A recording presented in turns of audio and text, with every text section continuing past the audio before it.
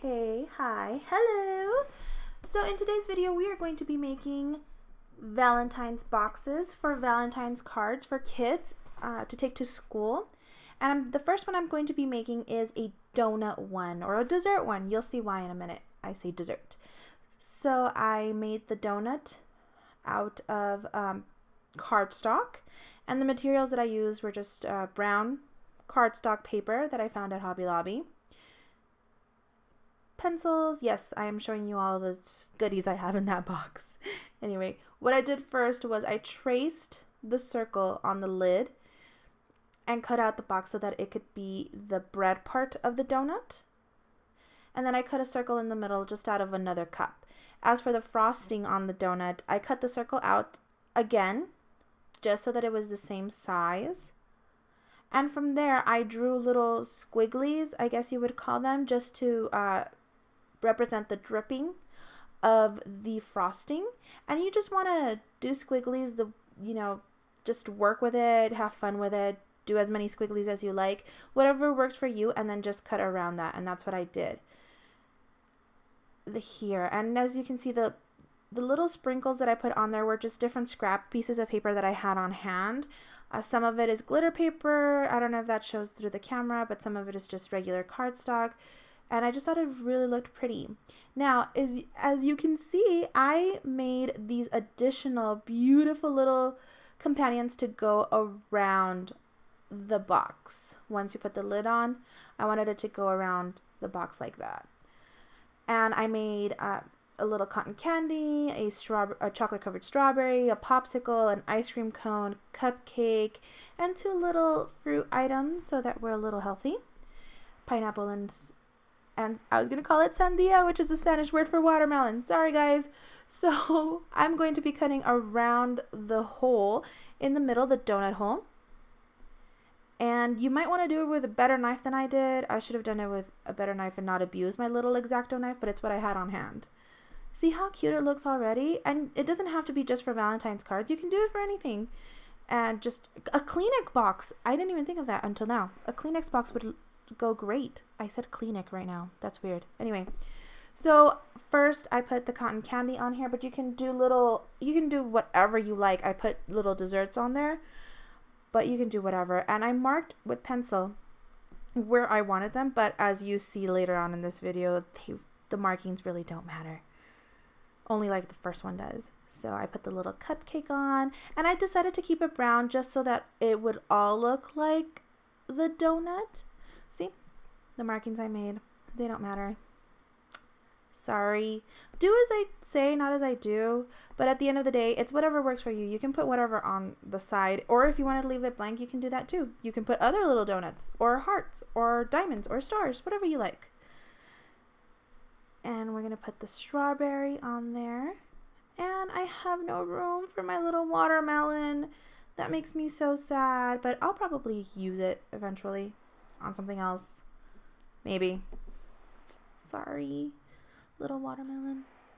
Okay, so let's move on to the second box. The second box I'm going to be making, it's going to look a little weird, but it's going to be a unicorn. Now, if you think about it, this is a Valentine's Day box, but you can actually, if you're making a unicorn birthday party for your little girls or your kids, you can put it as a gift card box, and that will look great too. And I'll show you how I made the ears in just a moment. And I just did it freehand.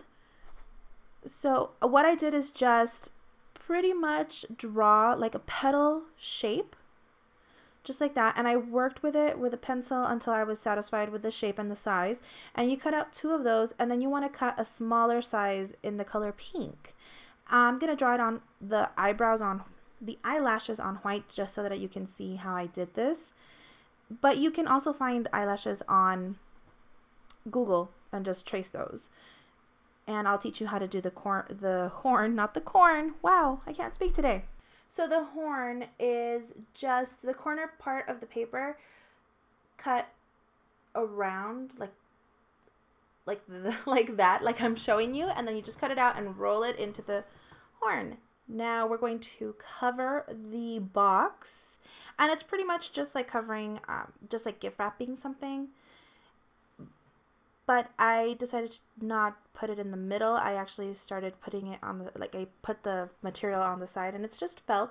I thought it was prettier that way, and as you can see, I glued one of the sides. Now I'm going to glue the middle, and just put glue on the top and the bottom and the middle and the sides as well, just pretty much everywhere to make sure that it stays. And felt with a hot glue gun works really, really well, and felt covers really well too. So I really like using it. I really liked using it for this project. My goodness.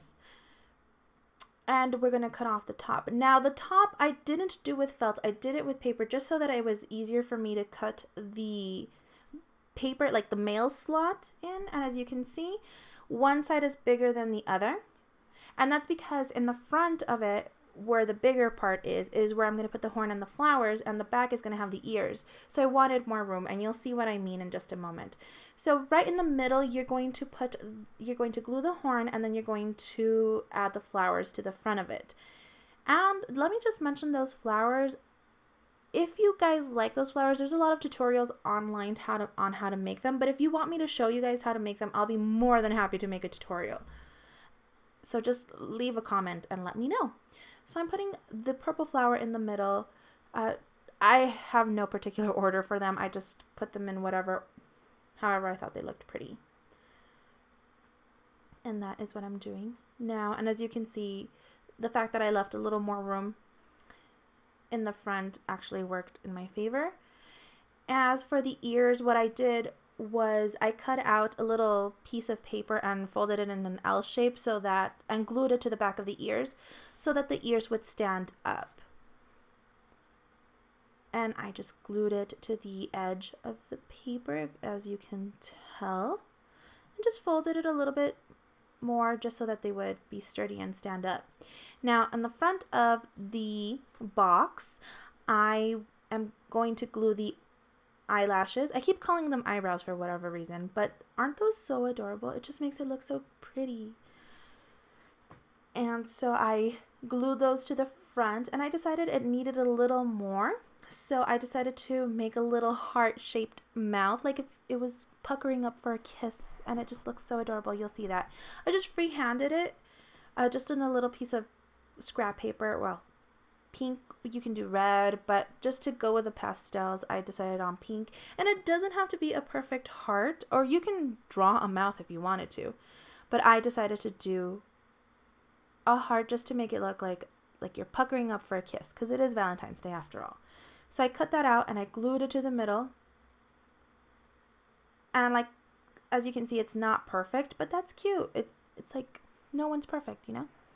So these are the boxes, and if I hurry, I can put them. There it is. There's the donut one. So these are the boxes.